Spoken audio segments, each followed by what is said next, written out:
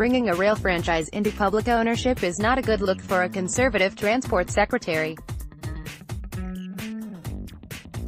Mick Whelan, leader of the Aslef trade union, said, "This is the third time in 10 years that a private company has mucked up the East Coast Mainline."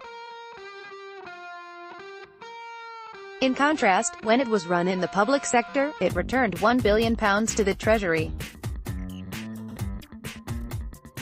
That shows what we have been saying all along, that Britain's railways should be run, successfully, as a public service, not for private profit. Because they can't do it.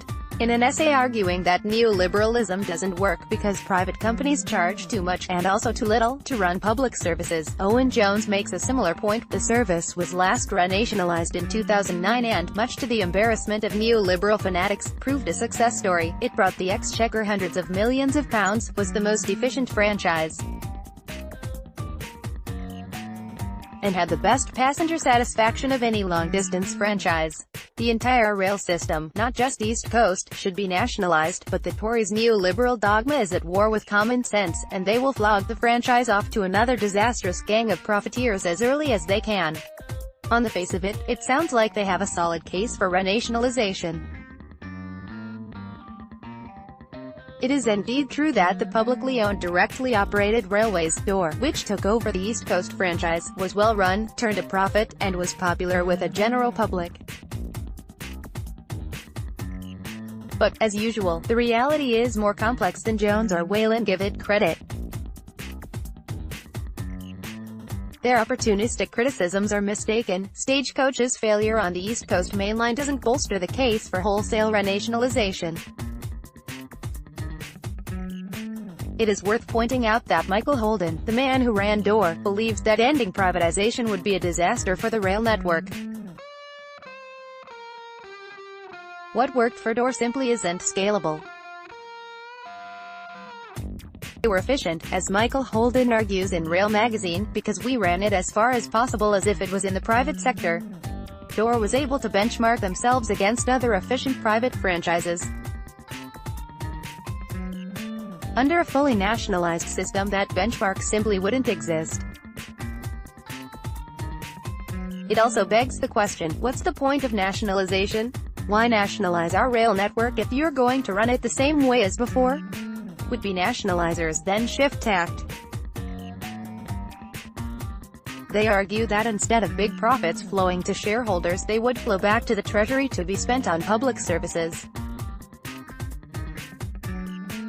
Again, on face value, it's a plausible argument. Why not cut out the middleman and pocket the difference? But again, it doesn't add up. Operating margins are tight, just 3%. It's true that DOR returned around £1 billion to the taxpayer, but that wasn't as much as National Express had promised in franchise payments. Indeed, in its first full year of operation, Virgin Trains East Coast (VTEC) paid in £204 million, with payments sharply rising in the following years. The problem is that Stagecoach and Virgin Trains East Coast overpromised. Planned to pay £3.3 billion in premium payments to the Treasury over the 8-year franchise. Nationalization would only make sense from a fiscal saving perspective if we were handing over the tracks for free. We are not. Expectations about profitability are factored in when firms bid for the franchise. Supporters of nationalization also point to DOR's high customer satisfaction ratings and passenger growth. But nationalization doesn't deserve the credit. As I already mentioned, DOR was run as if it were a private franchise. There's another explanation for why DOR delivered on customer satisfaction: competition. The East Coast Mainline is not like other lines. DOR, and later VTEC, faced direct competition from Hull Trains since 2000, and Grand Central since 2007. As Adrian Quine argued in his recent Adam Smith Institute report, competitive pressures keep fares down and force the franchised operator to innovate, or imitate, to deliver better customer service.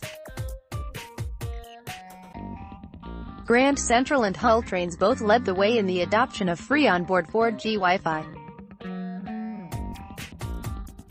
Currently, Grand Central and Hull Trains tops the customer satisfaction league tables, with VTEC leading the way amongst franchised operators.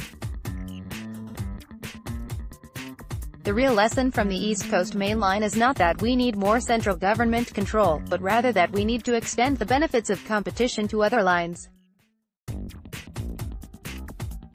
A good first start for Chris Grayling would be to implement the CMA's recommendations for increasing on-track competition by allowing more open-access operators to compete while ensuring a level playing field.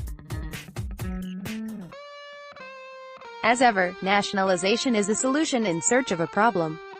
Sam Dumitriu is the head of research at the Adam Smith Institute.